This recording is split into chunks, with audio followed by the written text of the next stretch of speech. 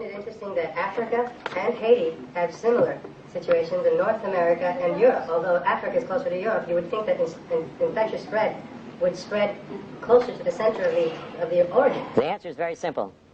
Malnutrition and starvation can lead to death, and at a very variable rate depending upon the malnutrition.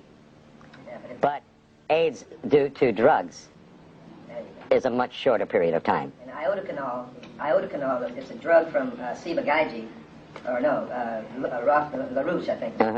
They've been injecting people in Zaire and Angola and in Haiti with this iodocanol since the 1970s. And this is a hepatic drug. This kills the liver. And the liver is your biggest filter of your blood in the body. And if you destroy the liver, it has more than 500 functions in the body, then you're dead. By the way, let me throw out, I think, an overall principle to take a look at very seriously from the point of view of disease and death. And this applies to AIDS as it would apply to any disease problem in humanity, and with this I'm going to end. The bubonic plague killed half the population of Europe.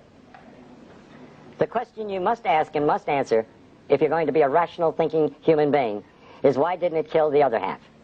In the United States, in 1919, 18 million people died of the flu. My question is, why didn't the other 92 million die?